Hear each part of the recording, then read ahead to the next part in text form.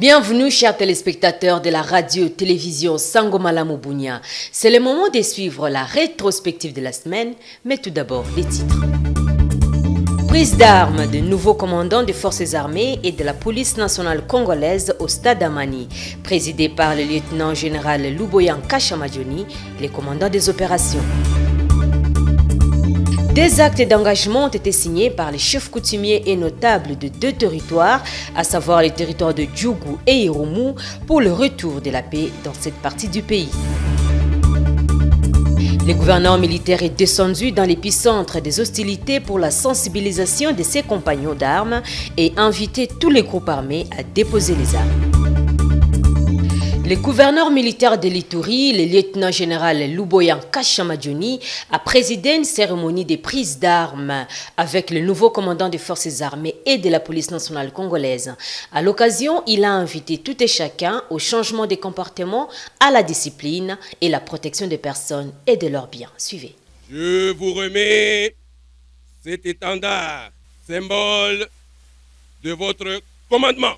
Vous le protégerez jalousement, et vous le défendrez jusqu'au sacrifice suprême. C'est à ces termes que les autorités militaires et policières de l'Ituri, récemment nommées par le chef de l'État Félix Antoine Tshisekedi Tshilombo, dans le cadre de l'état de siège, ont pris l'engagement de défendre l'intégrité du territoire national où les FARDC intensifient les opérations contre les groupes armés locaux étrangers. Le gouverneur militaire de l'Ituri, le lieutenant-général Luboyan Kashamajoni, qui a présidé la cérémonie, a rappelé aux hommes des troupes le succès de gens enregistré un mois après la mise en œuvre de cet état de siège en Ituri, le 11 mai 2021, avant d'inviter tout un chacun au changement de comportement, à la discipline, à la protection des personnes et de leurs biens, ainsi qu'au respect des mesures barrières pour lutter contre la troisième vague de Covid-19 qui fait face en République démocratique du Congo. Est-ce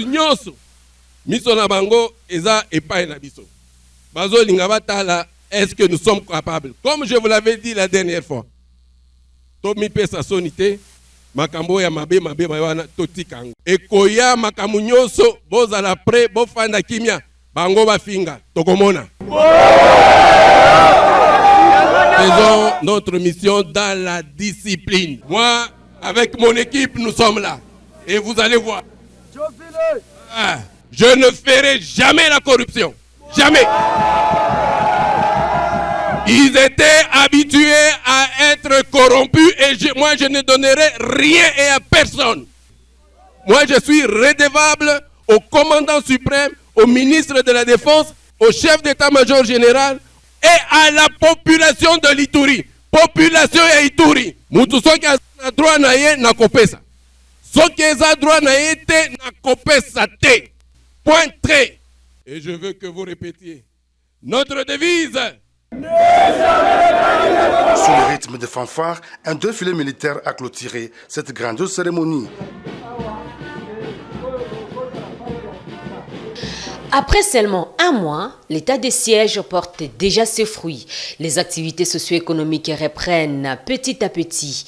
Un ouf de soulagement d'un usager de la RN4 et les habitants qui ont fui les atrocités et qui regagnent leur village. L'état de siège décrété par le commandant suprême de forces armées Félix Antoine Tshisekedi Tshilombo porte déjà ses fruits en province de l'Ituri. Un mois après sa mise en œuvre, les activités socio-économiques sur la RN4 reprennent petit à petit. Témoignage de cet usager qui salue le retour de la paix sur ce tronçon vital pour la ville de Bunia. Nafurahi sana gisi jeshi inafaa kazi paske bao habangekuwa kwa njia kama hatuko napita tena.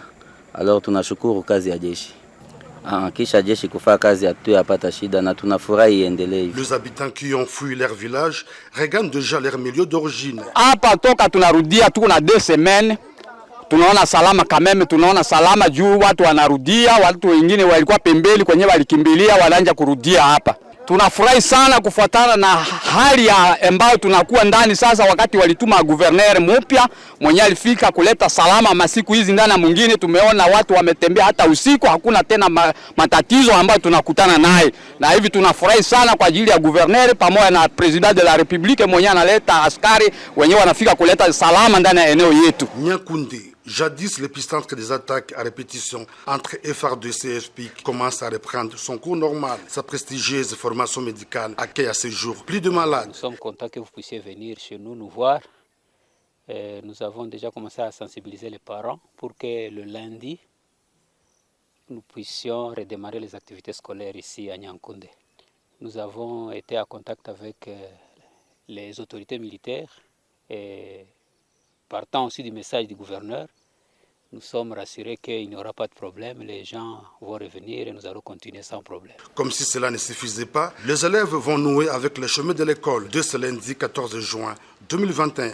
Nous sommes à Nyankoundé, chef-lieu de la chefferie de Zandisoma. Ce village a été le théâtre des affrontements entre le FRDC et le milicien du FPIC. La vie commence à reprendre petit à petit. Les boutiques ont ouvert leurs portes.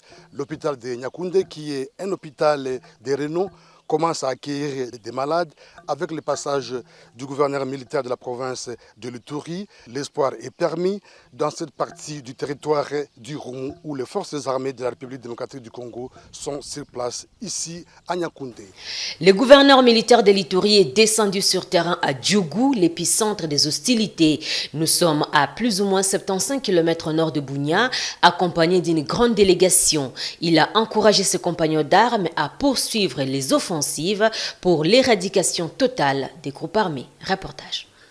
Le gouverneur militaire de l'Ituri, lieutenant-général Luboya Kanshamadjoni, veut mettre toute voile dehors pour s'assurer de la protection de personnes et de leurs biens, ainsi que la libre circulation sur la RN27 dans le territoire de Djougou et Irumu. C'est le leitmotiv de sa descente sur le théâtre des opérations à Djougou, épicentre des hostilités situé à plus ou moins 75 km au nord de la ville de Bunia. Accompagné du commandant 32e région militaire, du commissaire provincial de la police nationale congolaise et du commandant secteur opérationnel Ituri, le lieutenant-général Luboya Kanshamadjoni a encouragé ses compagnons d'armes de poursuivre les offensives contre tous les groupes armés et leurs alliés. Stratège de son État a donné les instructions tactiques et opérationnelles claires aux unités des forces armées engagées en vue de pérenniser la liberté de mouvement et de sécuriser davantage la population sur la RN27, route d'intérêt économique pour la population de l'Ituri. Pour rappel, parmi les activités concurrentes et prioritaires du gouverneur Luboya était la réouverture de la RN27 du sud au nord et mettre à l'abri la ville de Bunia, chef-lieu de la province de l'Ituri, ainsi que ses environs. Un pari gagné pour les usagers de la RN27.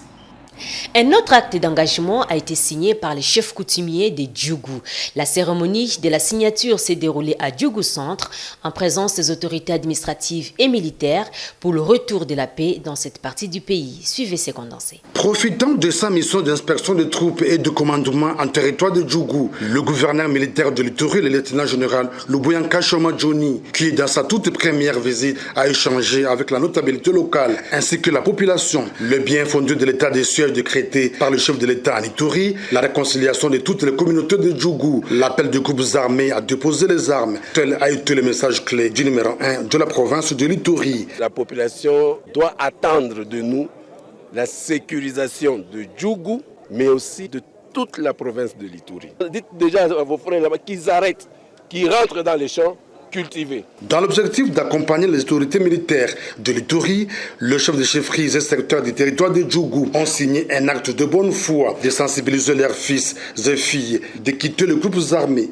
Avons décidé librement l'engagement sur les points suivants. De garantir notre collaboration totale aux autorités politico-militaires, policières et de sécurité chargées d'assurer la sécurité des personnes et de leurs biens dans la province de l'Ituri. Déclarons nous désolidariser des groupes armés locaux qui sèment la mort et la désolation parmi nos paisibles populations.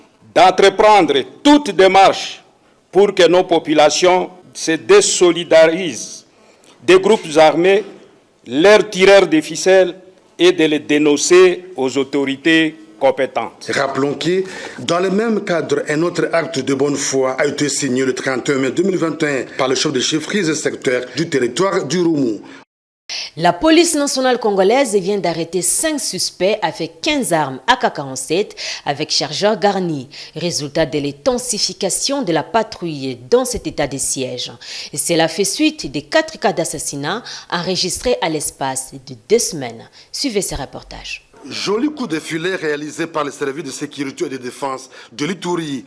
Après 4 cas d'assassinat enregistrés à l'espace de 2 semaines à Bunia, la police vient d'arrêter 5 suspects avec 15 armes AK-47 munis de chargeurs garnis.